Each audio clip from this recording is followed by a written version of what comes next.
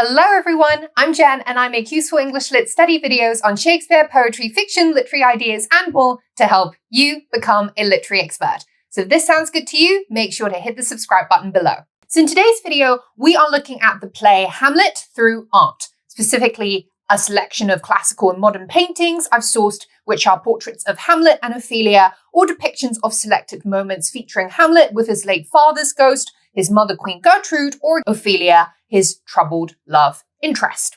Now, from what I can find, the artistic portrayals of Ophelia seem to be rather more varied and interesting than the ones of Hamlet, because the ones on Hamlet himself tend toward a largely uniform inclination of presenting him kind of looking upwards and far into space, seemingly deep in thought. I suppose this kind of makes sense because Ophelia is most known for her dramatic scene of her romantic tragic drowning, while most of the primary action that's involved in Hamlet's characterization kind of really takes place within his mind, because he's such a ruminator. Naturally then, this makes Ophelia easier to depict in visual, vivid form, contrary to the much more cognitive and philosophical and internal emphasis of Hamlet's character. Now that said, there's a fascinating variety in how this complex tragic hero is portrayed through different art styles, some of which have even encouraged me to look at the character of Hamlet in a completely different way. So with that, let's dive straight into the analysis, starting with a comparison of Hamlet's portraits.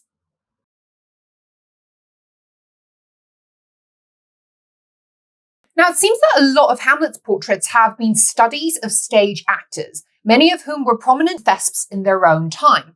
Henry Irving, for example, was an eminent Victorian actor-manager who had helped lionize the reputation of London's West End, and he is the subject of Edwin Long's etching of Erwin as Hamlet, in which the actor is meticulously depicted in a luscious fur robe, resting his hand on an ornate, if not also slightly anachronistic Victorian chair. Then there is Herbert Tree's oil-on-canvas portrait of him as Hamlet by Charles Bushell.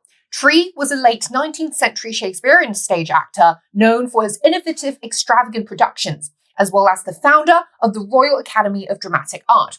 Tree had in fact especially hired Bushell as his dedicated personal artist.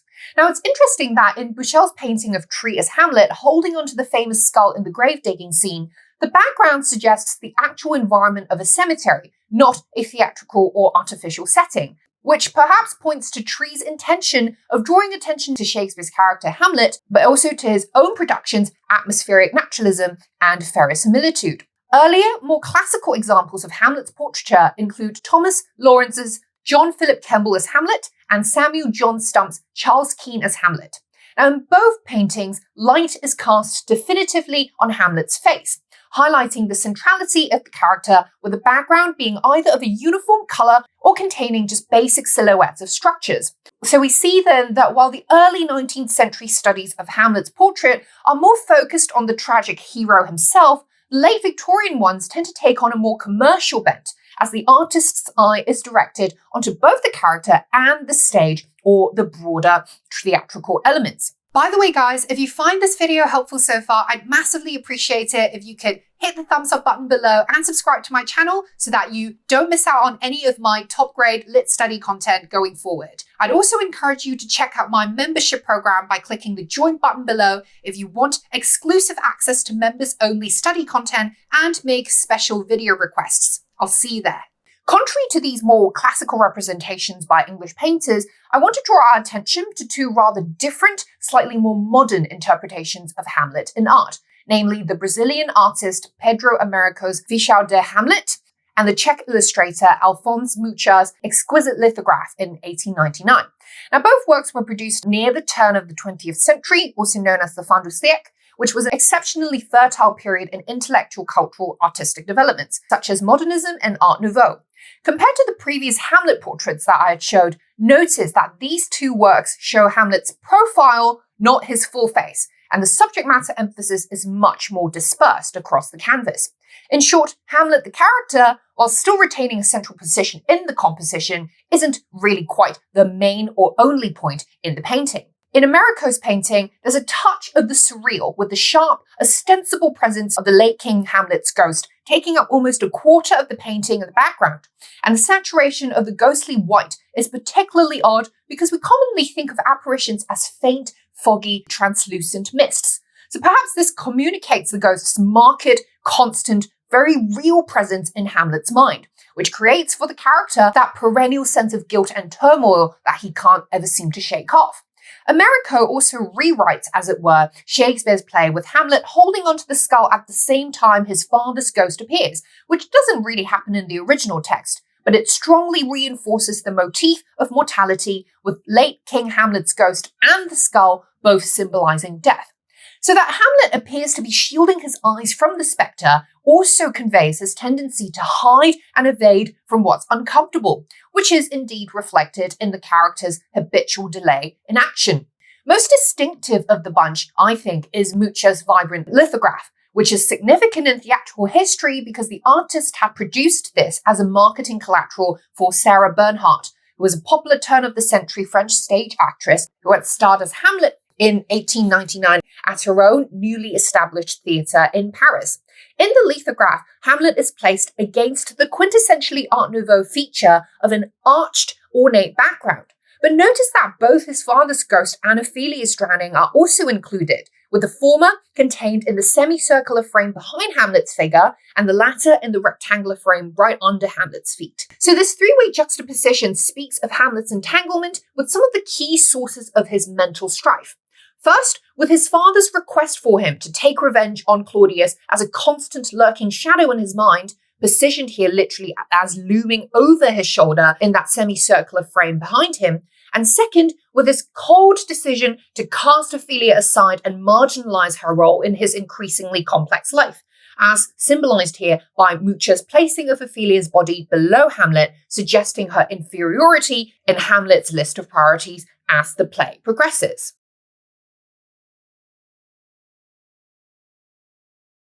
Let's now look at paintings which feature Hamlet together with other characters, specifically his mum Gertrude and his spurned lover Ophelia. The scene that most iconically captures Hamlet and Gertrude's strained relationship seems to be Act 3, Scene 4, when he berates his mother for having my father much offended with her swift marriage to Claudius. One of the key considerations in this moment is the power dynamics between mother and son. Despite her vocal disapproval of Hamlet's disrespect towards his stepfather, Claudius, he dismisses her on grounds that she is fickle and disloyal to his late father.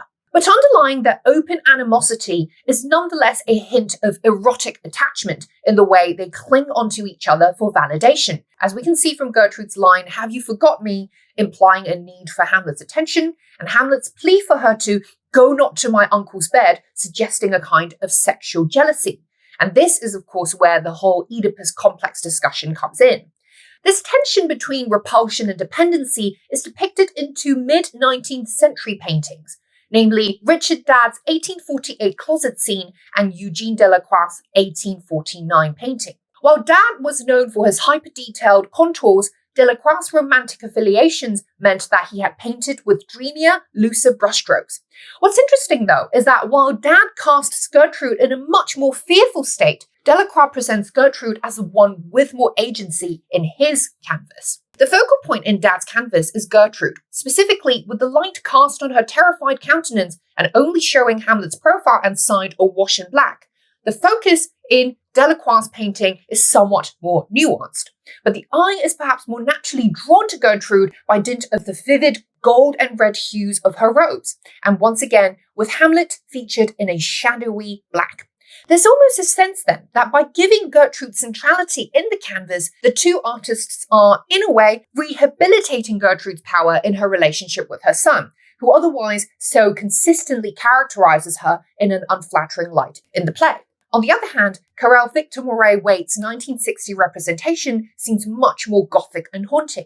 His Gertrude looks almost masculine in the way she hunches over with a scowl on her oddly bearded face, but this is perhaps Waite's way of communicating Gertrude's complexity as a character who defies gender archetypes. She is at once masculine in her pragmatic, realpolitik decision to marry her former brother-in-law, but also feminine in her instinct to sacrifice personal desires for the state. One of the great things about using art to look at literature is that it sharpens our awareness of just how different perspectives can be. We could be reading about or looking at the same set of characters, but Shakespeare, a Victorian painter, a modern artist, you and I could be interpreting them in completely different ways.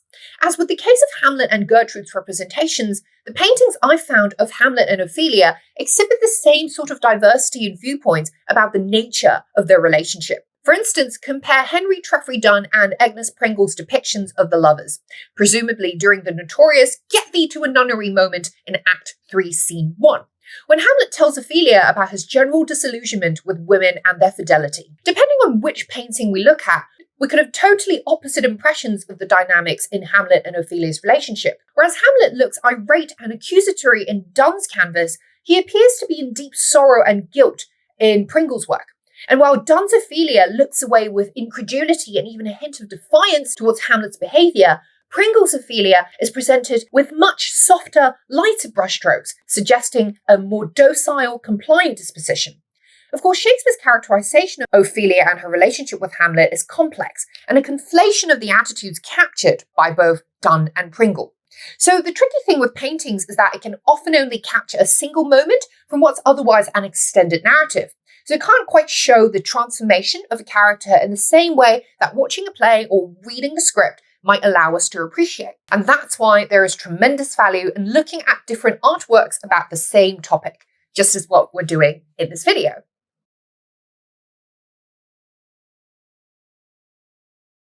Now, if you've watched my character analysis on Ophelia, which you can check out here if you haven't already, you'll know that I think she embodies the tragedy not really of spurned love, but of passively accepting victimhood as one's default state. But the tragic suicide of an innocent beauty is the classic stuff of poeticism, and it provides great romantic material for the artistic imagination, which is probably why there's been lots of paintings portraying her drowning in Act 4, Scene 7, which in the play is relayed via Gertrude's lyrical eulogy. Now, the most iconic one is probably John Everett Millais' 1851 painting of Ophelia, which is a classic example of the pre-Raphaelite attention to intricacies and emotionality.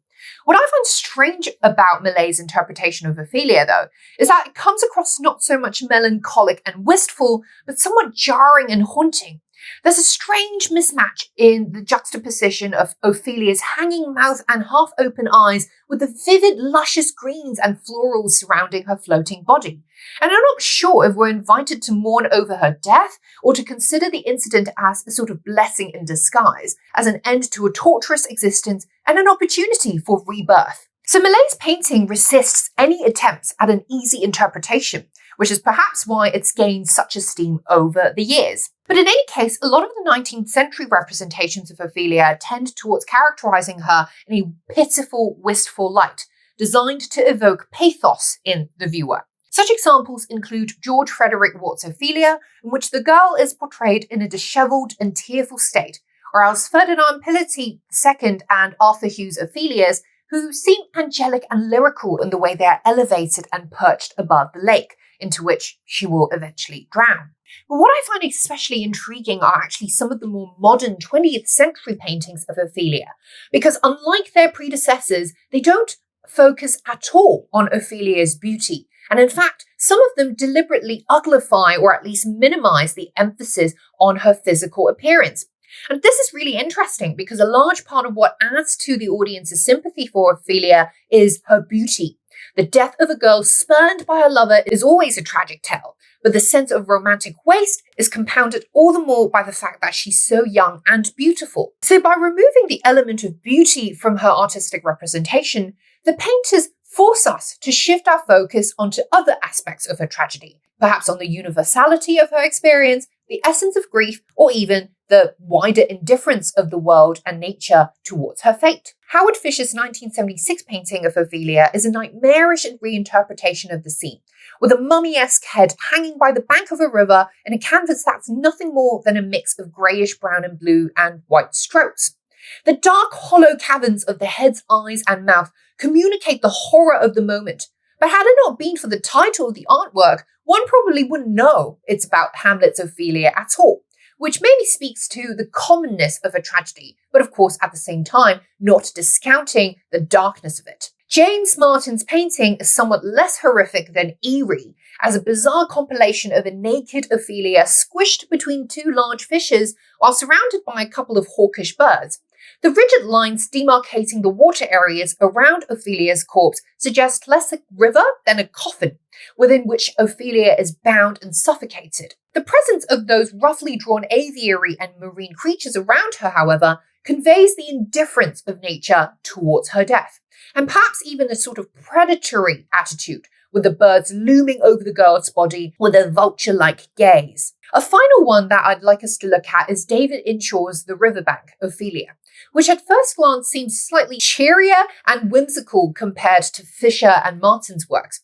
But beneath the bright greens of the trees and the hills, there's the ghastly body of Ophelia lying on what seems like a dried-up riverbank, and most curiously, the presence of another girl running away in fear from having witnessed the drowning. But notice, though, that the two women's dresses share the same teal colour. So we're invited to wonder if maybe the running girl is not maybe also the drowned girl's ghostly soul, with the ghost's frantic escape from the scene conveying a sense of retrospective regret over letting herself get into such a tragic situation in the first place. This, of course, is a reimagining and rewriting of Shakespeare's original, but in any case, it invites us to consider the alternative perspective of how Ophelia, had she been wiser and more aware of the signs that had led up to her demise, could have averted tragedy and avoided, run away, as it were, from such a fate. And there you have it, guys. I hope you enjoyed my selection and analysis of all the art on Hamlet, and that it has inspired you to look at the play and its characters in a new and creative light. I'll put the link to some other related artwork in the description box below if you're interested in exploring the intersections between the play and its paintings a little bit more on your own.